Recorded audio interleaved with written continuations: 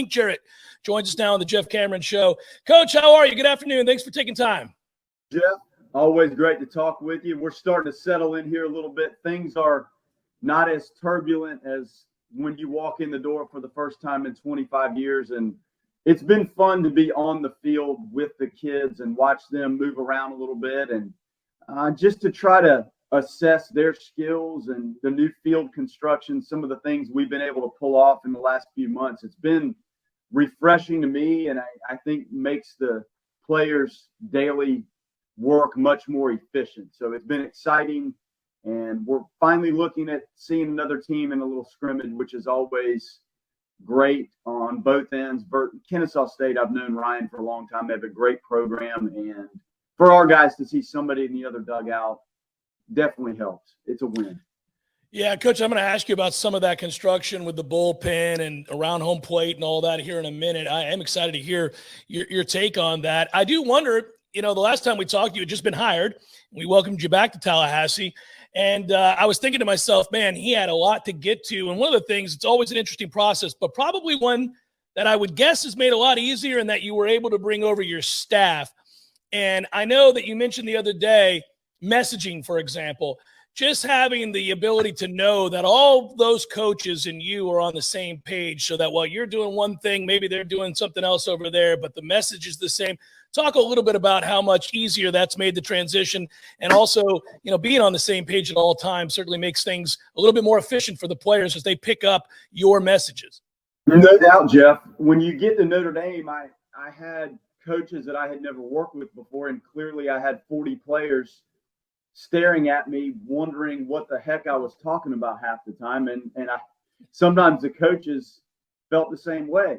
Your system and how you do things on the field, in the locker room, scouting reports, even with the recruiting, there's a template and a roadmap that you feel works. Now, the recruitment at a private school, which was a national recruiting effort at Notre Dame, it was a little bit different. And the coaching staff that I hired there had to have an understanding of what it was like to recruit nationally and managing private school recruitment and the academics at that level. Once we spent our time together there, not only was it very evident that these guys were phenomenal coaches and recruiters, but I think we spread our wings a little bit and learned so much more through recruiting at Notre Dame that will help us here at Florida State. Florida State it's a global brand just like Notre Dame was. Now, when you have the benefits of a state institution that has some scholarshiping in the state versus what it looked like at a private school, clearly it helps for that roster to have a basis of Florida students. That does help. Now, we do need to be able to go out and extend and reach to other parts of the country to recruit the talent that you have to compete at this level. So I think those converging factors made it very easy for me to invite my staff with me, and Rich and Chuck and Brad and Sean, who's in a player development role. Now, when you start to get to the communication with the players on how we do the X's and O's on the field, I could step out of that if I needed to, because through our experience at Notre Dame, the pieces of how we want to run our offense and how we want to do our pitching and catching and our infield and outfield defense and alignment and scouting reports, you can take that from program to program.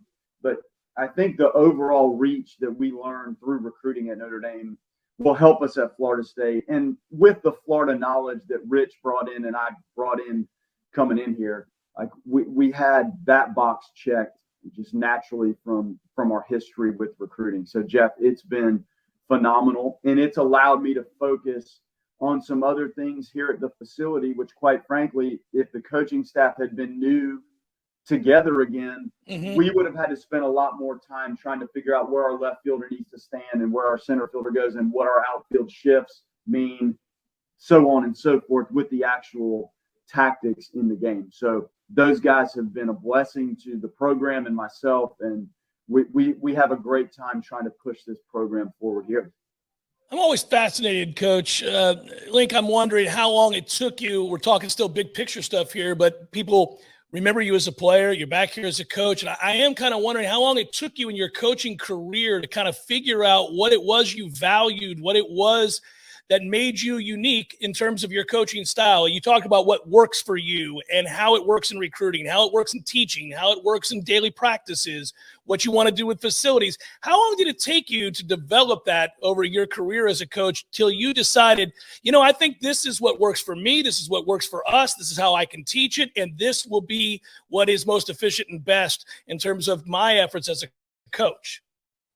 Well, you start as a player, and I played for a good while. I wasn't a super talented player, but you start to watch as a high school player. Jeff Hogan here in town, great coach, just taught me a lot. And then Mike Martin, clearly just a phenomenal leader of young men and a tactician at the highest level. So you start to, even at a young age, draw upon some of the guys you're around that you see influence players around you and yourself. You start there, and then you go into professional baseball. And some of the guys I got to learn from, Don Zimmer and Don Baylor and Art Howe. When you're around those type of guys in game settings and spring training environments, in the locker room, on the bus, you just start to soak it in, and you learn things that happen on the field that are done in a manner that you would like to emulate. And you see tactical pieces that go on in games, or instructional pieces, or how somebody works with the catchers, or how the first baseman handle things. Like what are the infield depths and the positioning, and how do you do double play pivots? Like what are some of the messages that worked as you evaluated this? Then you get your hand at coaching, and you have to start presenting this thing your way. So you're blending the things you've learned as a player and as a, infant level coach. When you first step out on the field at Flagler College, I didn't really know what I was doing. I just knew what worked and what I had learned through the years.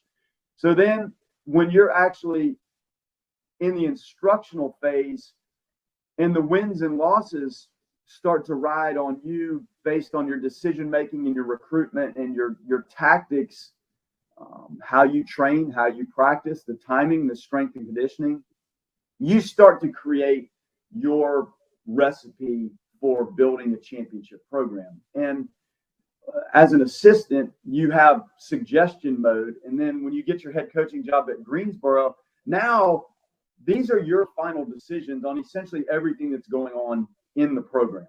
So I felt like I lined this up for, 10 or 12 years as an assistant. Now you're the head coach. And I think there's a learning curve that goes into how you handle things as the head coach.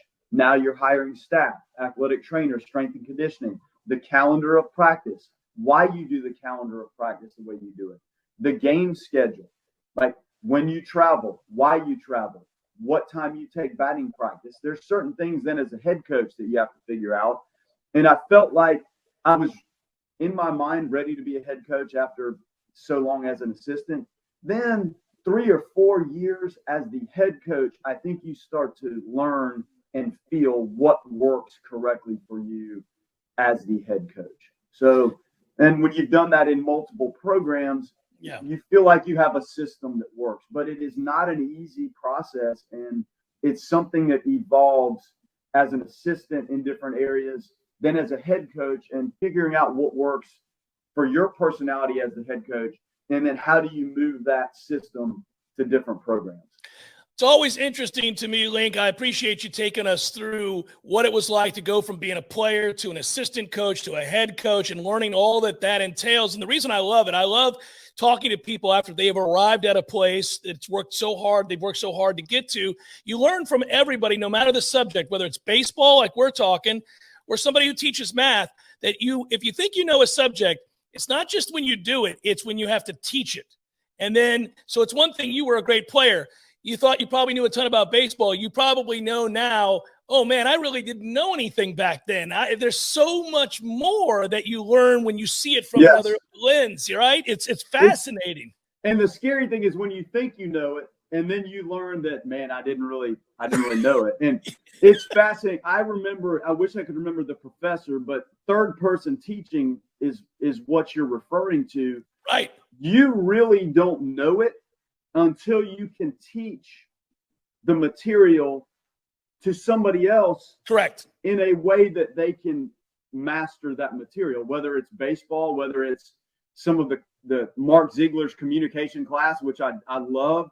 But I remember those concepts of you truly know it when you can step back and teach it versus just the material being digested to you personally. So yeah, and you have to know it from every direction because of the questions you could be asked. They're all different. And your ability to then instantly recall, understand, and then teach, as you say, to be able to relate to the person asking you. And you have to do it with your student athletes.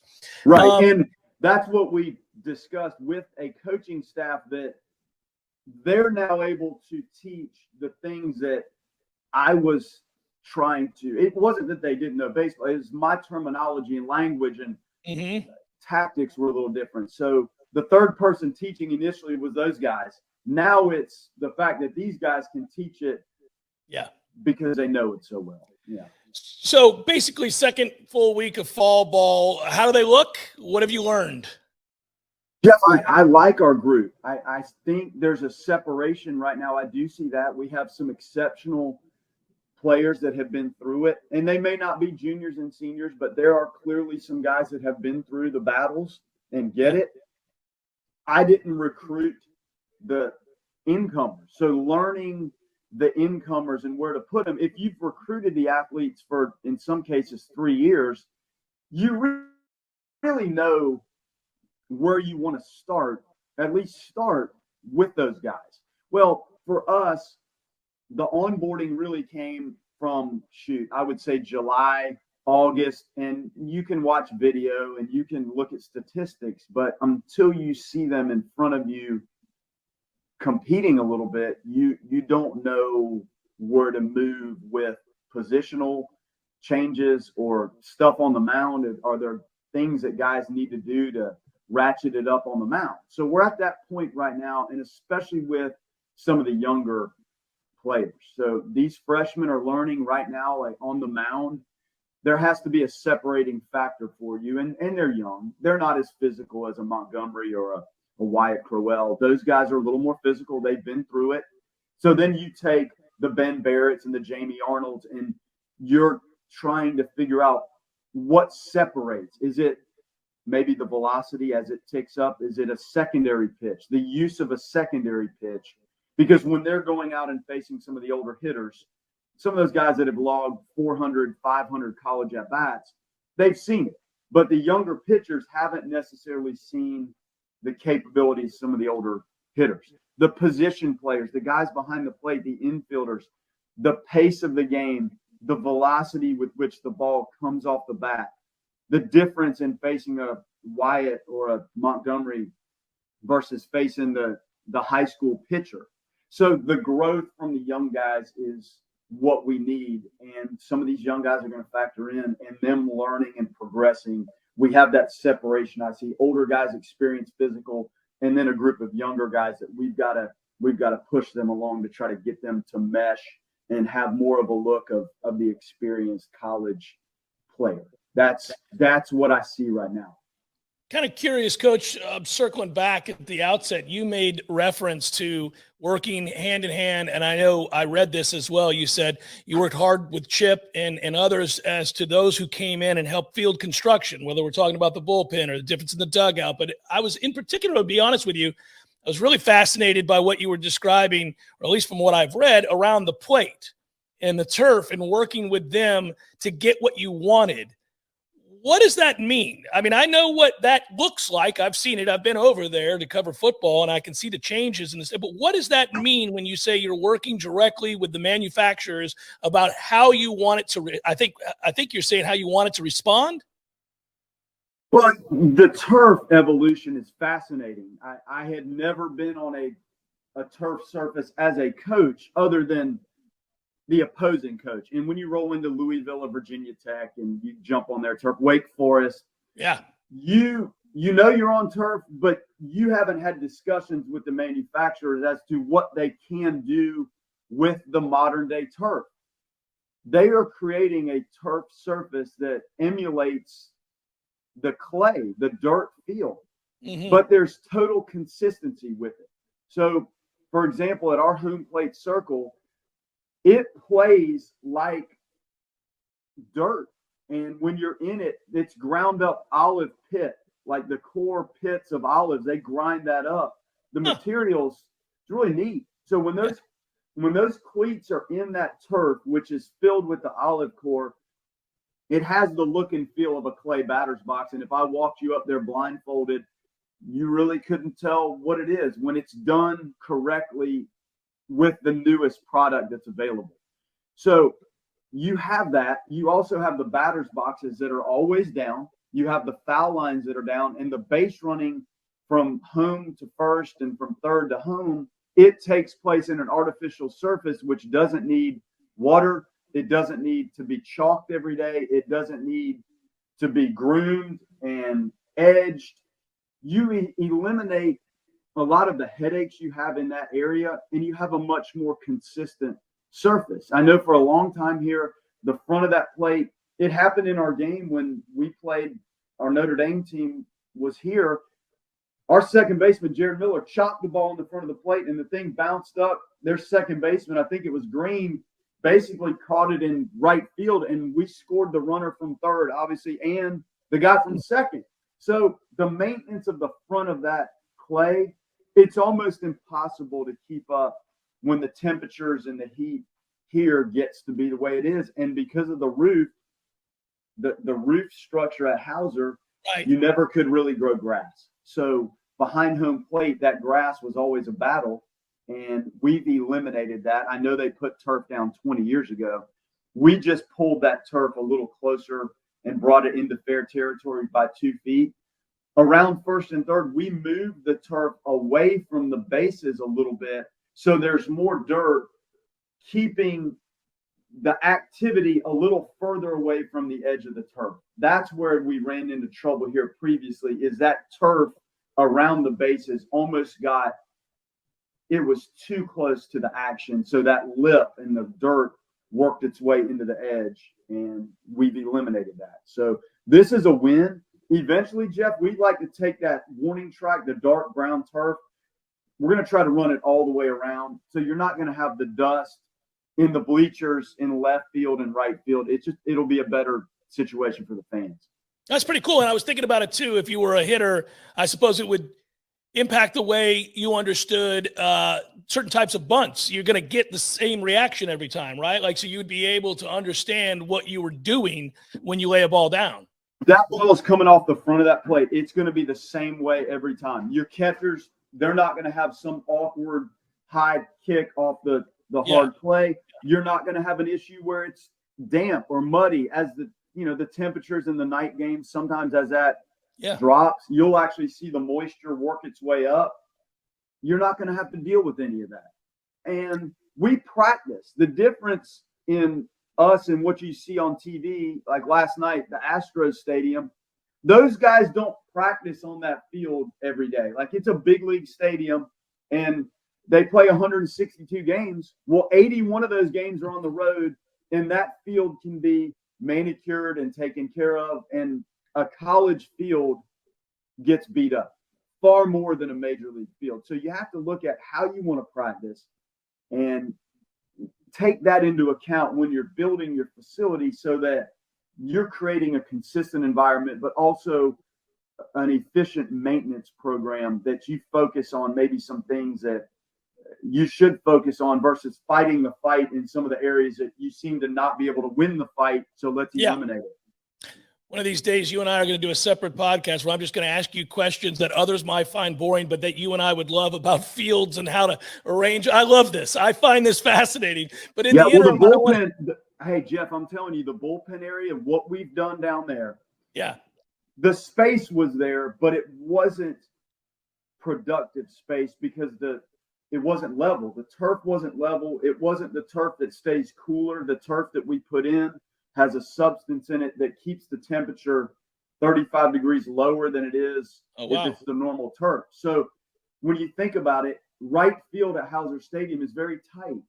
So we now have the bullpen in right field, but we've added space on the back end of the bullpen that is bigger than the actual bullpen, and it keeps the guys out of harm's way when you're standing in right field and you're 250 feet from home plate and balls are flying around.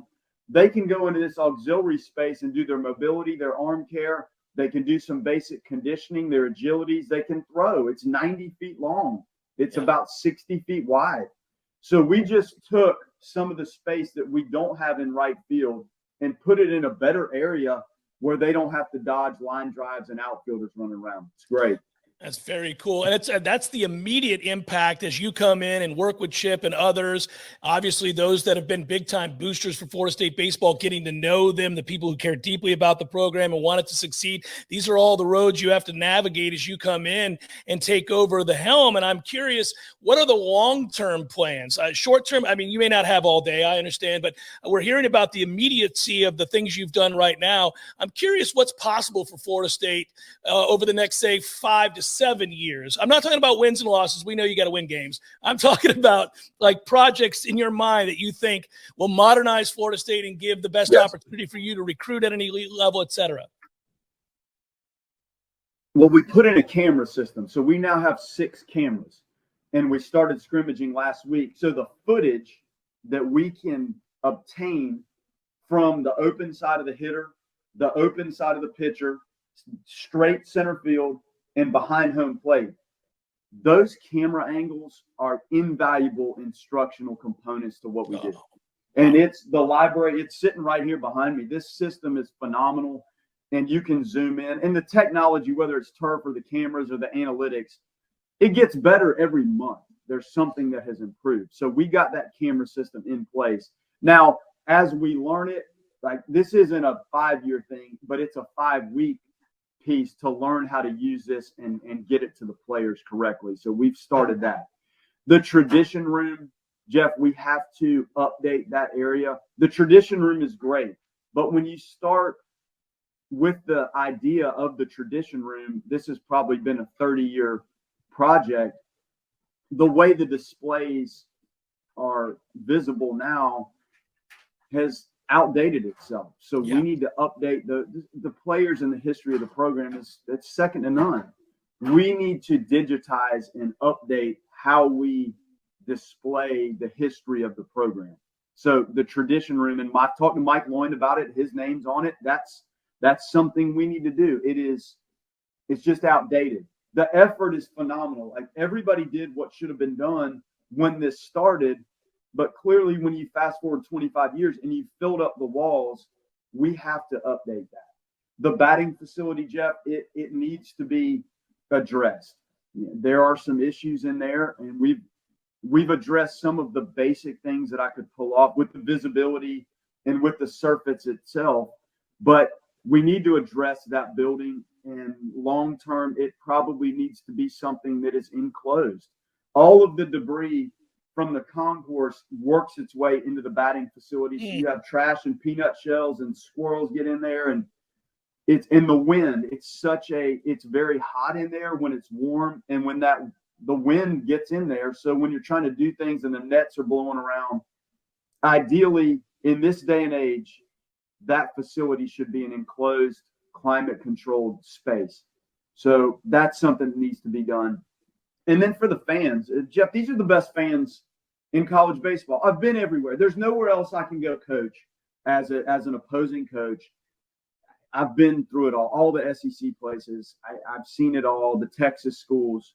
Our fans are the best, and they deserve a functional space to come enjoy 40 games. We have a chance to play 40, maybe more home games at Dick Hauser. So I want the experience to be what it should be for the best fans. I want the restrooms to be functional and clean. I want the seating to be comfortable. I would like to, at some point, address the coloring of the seats. We have a lot of different colored garnets, and Michael's done a great job. We've tried to incorporate more garnet. So the facilities have moved away from the traditional, that hunter green.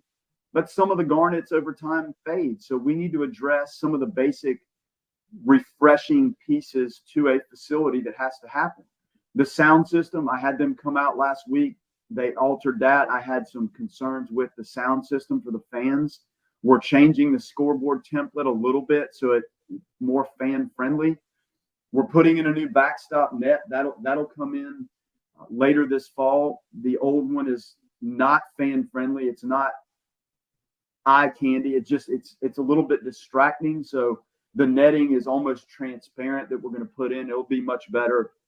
Long term, there's talk of what we need to do with Hauser overall. We have some water issues that need to be taken care of. I know campus is working on that. There are discussions of would this stadium be better suited to go over near College Town. So, Jeff, in the next 5 to 7 years, I think you're going to see a lot of movement in one direction or the other. Hauser's historic, and there have been just phenomenal players and moments and games and things that have gone on in the stadium that it's appealing. And when you walk in here, I think you go to some of those places in your mind of some of the great moments in Florida State baseball. So that is one reason we'd like to keep this thing fresh, and there's pull to keep it right where it is. But clearly that batting facility and some of the other just structural upgrades and updates that we need to do will give the fans a better experience. I think there's also talk, Jeff, about could we make one of the bleacher areas more of a picnic type viewing spot instead of standard bleachers? Now, what does that do to the capacities? I don't know, but there has been a conversation about could we make left field like that bleach? Could we make that a more like golf fan friendly, like the 18th hole golf course? Like you have people that can stand and eat and hang out, and it's not just traditional seating. So there's a lot. And Jeff, I will say this: people have donated in our chartering, our flying for the number of games we play and the length of a weekend series. This is not a football game, basketball, soccer, where those teams go play one game and they come home. We're going Thursday night and we play Friday, Saturday, Sunday, and we have to get home. And the flight situation for us when we have to fly is very difficult and it's costly.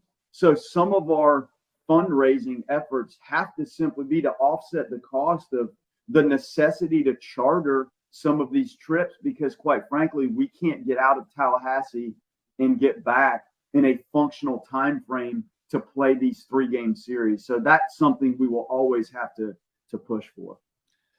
Link, this is music to my ears, buddy. I have been covering Florida State athletics for well over 20 years. I was there at the same time you were there. I love Florida State baseball. I bring these concerns up on my daily show for years and years and years.